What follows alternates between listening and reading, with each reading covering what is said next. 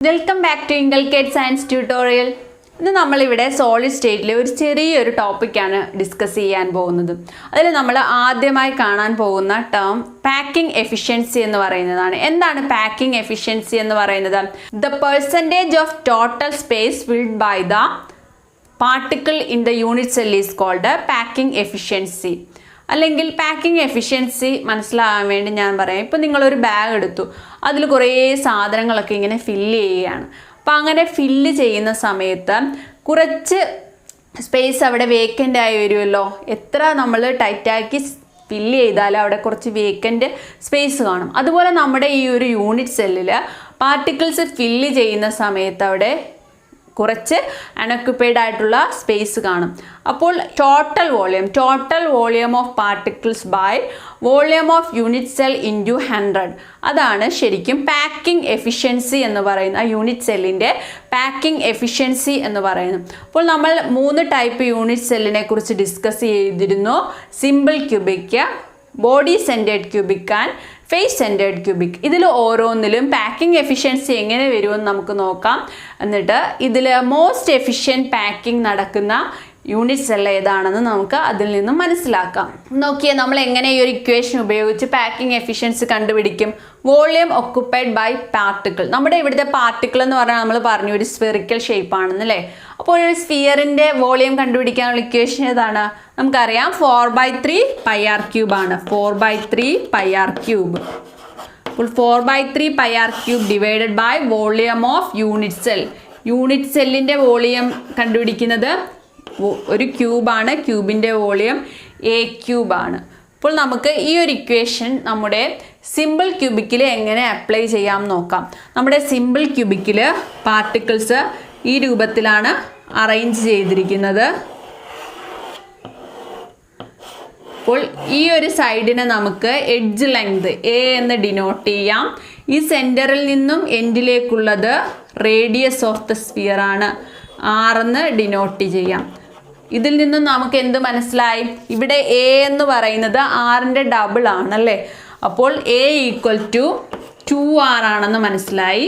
അപ്പോൾ ഈ ഒരു വാല്യൂ നമുക്ക് റിലേഷൻ കിട്ടി. എയും ആറും തമ്മിലുള്ള റിലേഷൻ കിട്ടിക്കഴിഞ്ഞാൽ ഈ ഒരു വാല്യൂ നമുക്കിതിൽ സബ്സ്റ്റിറ്റ്യൂട്ട് ചെയ്ത് കൊടുത്തു കഴിഞ്ഞാൽ എങ്ങനെ വരും? 4/3 πr³ ഡിവൈഡഡ് ബൈ എക്ക് പകരം 2r³ 8r³ വരും. കട്ട് ചെയ്ത് പോയി നമുക്ക് കിട്ടുന്നത് 4/24 ദാറ്റ് ഈസ് π/6 ഇൻറ്റു 100. 3.14 ആണ് പൈയുടെ വാല്യൂ. അതിൽ നിന്നും നമുക്ക് സബ്സ്റ്റിറ്റ്യൂട്ട് ചെയ്ത് കഴിഞ്ഞാൽ നമുക്ക് കിട്ടുന്ന വാല്യൂ 52.4%. 52.4% ആണ് ഒരു സിമ്പിൾ ക്യൂബിക്കിൻ്റെ പാക്കിംഗ് എഫിഷ്യൻസി എന്ന് പറയുന്നത്. ഇനി നമുക്ക് ഒരു FCCയുടെ പാക്കിംഗ് എഫിഷ്യൻസി എങ്ങനെ വരും നോക്കാം. അതിൽ ഫേസ് സെൻറ്ററിൽ കാണുന്ന ഒരു സ്ഫിയറാണിത്.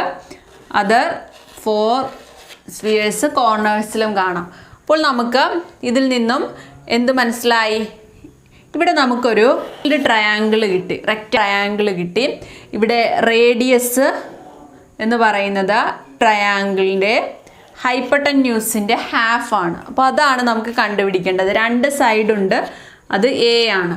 അപ്പോൾ പൈതഗോറസ് തിയറം അപ്ലൈ ചെയ്ത് കഴിഞ്ഞാൽ നമുക്ക് ഈ ഒരു ഹൈപ്പട്ടന്യൂസിന് B എന്ന് കൊടുക്കാം. B² = A² + A² ആണ്, = 2A². ഇവിടെ ശരിക്കും B എന്താണ്? B എന്താണെന്ന് നോക്കിക്കേ. 4R ആണ് B എന്ന് പറയുന്നത് അല്ലേ. 4R ആണ്. കാരണം ഇവിടെ മുതൽ ഇവിടെ വരെ ഒരു R റേഡിയസ്, ഇവിടുന്ന് ഒരു റേഡിയസ്, അങ്ങനെ 1 2 3 4R ആണ് B എന്ന് പറയുന്നത്. B = 4R ആണ്. അപ്പോൾ നമുക്ക് ആ ഒരു വാല്യൂ സബ്സ്റ്റിറ്റ്യൂട്ട് ചെയ്ത് കഴിഞ്ഞാൽ നമുക്കിവിടെ അപ്പോൾ നമുക്ക് B = √2A കിട്ടി. ഇനി നമുക്കറിയാം Bയും Rഉം തമ്മിലുള്ള റിലേഷൻ. ഇവിടെ 1 2 3 4R, ഇവിടെ മുതൽ ഇവിടെ വരെ ഒരു R, അങ്ങനെ 4R = ആണ് B എന്ന് പറയുന്നത്. നമുക്കിവിടെ 4R = √2A കിട്ടി. ഇവിടെ നമ്മൾ ഇസഡ് എത്രയാണ്? നമ്പർ ഓഫ് ഇഫക്റ്റീവ് ആറ്റം FCCയുടെ എത്രയാണ്? 4 ആണ്. അപ്പോൾ നമ്മൾ ടോട്ടൽ വോളിയം കാണാനായി 4 × 4/3 πr³ ഡിവൈഡഡ് ബൈ 4r പകരം നമുക്ക് √2a സബ്സ്റ്റിറ്റ്യൂട്ട് ചെയ്യാം. ഇവിടെ നമുക്ക് r = √2a/4 കിട്ടും. അത് സബ്സ്റ്റിറ്റ്യൂട്ട് ചെയ്ത് കൊടുക്കാം. അങ്ങനെ നമുക്ക് 74% കിട്ടി. 74% ആണ് ഒരു FCCയുടെ പാക്കിംഗ് എഫിഷ്യൻസി എന്ന് മനസ്സിലായി. ഇതുപോലെ നമുക്ക് 4r നമ്മുടെ ബോഡി സെൻറ്റേർഡ് ക്യൂബിക്കിൽ 4r = √3a ആണ്. ആ വാല്യൂ ഇക്വേഷനിൽ സബ്സ്റ്റിറ്റ്യൂട്ട് ചെയ്ത് കഴിഞ്ഞാൽ നമുക്ക് 68% കിട്ടും. നിങ്ങൾ ചെയ്ത് നോക്കിയാൽ മതി. അപ്പോൾ അങ്ങനെ 68% കിട്ടും. അപ്പോൾ ആ രൂപത്തിൽ നമുക്ക് എന്ത് മനസ്സിലായി? FCC ആണോ BCC ആണോ സിമ്പിൾ ക്യൂബിക് ആണോ മോസ്റ്റ് എഫിഷ്യൻറ്റ്? അതെ, FCC ആണ് മോസ്റ്റ് എഫിഷ്യൻറ്റ്. കാരണം അതിൽ 74% പാക്കിംഗ് എഫിഷ്യൻസി ഉണ്ട്. അത്രയും മാത്രം, അതിന് ബാക്കിയുള്ളത് മാത്രമേ വേക്കൻ്റ് ആയി വരുന്നുള്ളൂ. ബാക്കി സിമ്പിൾ ക്യൂബിക്കിലും ബോഡി ക്യൂബിക്കിലും അതിലും അധികം സ്പേസ് വേക്കൻ്റ് ആയി വരുന്നുണ്ട്. ഇനി നമുക്ക് ലാസ്റ്റ് കാണാൻ പോകുന്നത് ഡെൻസിറ്റി ഓഫ് എ ക്രിസ്റ്റൽ. ഒരു ക്രിസ്റ്റലിൻ്റെ ഡെൻസിറ്റി നമുക്ക് കണ്ടുപിടിക്കണം. അപ്പോൾ ഡെൻസിറ്റി അറിയണമെങ്കിൽ നമുക്ക് മാസും വോളിയവും അറിയണം അല്ലേ? വോളിയം അറിയണമെങ്കിൽ നമുക്ക് ഒരു എഡ്ജ് ലെങ്ത് അറിയണം. എഡ്ജ് ലെങ്ത് നമുക്ക് എക്സ്റേ ഡിഫ്രാക്ഷൻ മെത്തേഡ് ഉപയോഗിച്ച് യൂണിറ്റ് സെല്ലിൻ്റെ എഡ്ജ് ലെങ്ത് കിട്ടിക്കഴിഞ്ഞാൽ എങ്ങനെ ഡെൻസിറ്റി കാണാം? ഡെൻസിറ്റി മാസ് ബൈ വോളിയമാണ് ഡെൻസിറ്റി എന്ന് പറയുന്നത്. മാസ് എന്ന് പറയുമ്പോൾ ആ എല്ലാ പാർട്ടിക്കിളിൻ്റെയും മാസ് നമ്മൾ കൺസിഡർ ചെയ്യണം. അപ്പോൾ ഒരു യൂണിറ്റ് സെല്ലിൻ്റെ ഇഫക്റ്റീവ് നമ്പർ എത്രയാണ്? Z ആണ്. ഇൻറ്റു അതിൻ്റെ മാസ് നമുക്ക് എടുക്കണം. അപ്പോൾ നമുക്കറിയാം ഒരു ഈച്ച് പാർട്ടിക്കിളിൻ്റെ മാസ് അറിയാനായി mass = molar mass by Avogadro number ആണ്. അപ്പോൾ അതിന് നമുക്ക് M എന്ന് ഇൻഡിക്കേറ്റ് ചെയ്യാം. മാസിനെ molar mass by Avogadro number ആണ്. Total mass of each particle എങ്ങനെ വരും? Z × M/NA. NA എന്ന് പറയുന്ന അവഗാഡ്രോ നമ്പർ ആണ്. മാസ് കിട്ടി. ഇനി നമുക്ക് മാസ് ബൈ വോളിയം എന്താണ്? A³ ആണ് അല്ലേ? ഒരു ക്യൂബിൻ്റെ വോളിയം A³ ആണ്. ഹെൻസ് ഡെൻസിറ്റി ഡെൻസിറ്റി നമുക്ക് Z × M/NA × A³. അപ്പോൾ ഇതിൽ നമുക്ക് വാല്യൂസ് സബ്സ്റ്റിറ്റ്യൂട്ട് ചെയ്ത് കഴിഞ്ഞാൽ നമുക്ക് ഡെൻസിറ്റി ഓഫ് എ ക്രിസ്റ്റൽ കിട്ടും. എന്താണ്? Density of A crystal = Z × M/NA × A³. ഇത് വളരെ ചെറിയൊരു ടോപ്പിക്ക് മാത്രമാണ് ഉൾപ്പെടുത്തിയിട്ടുള്ളത്.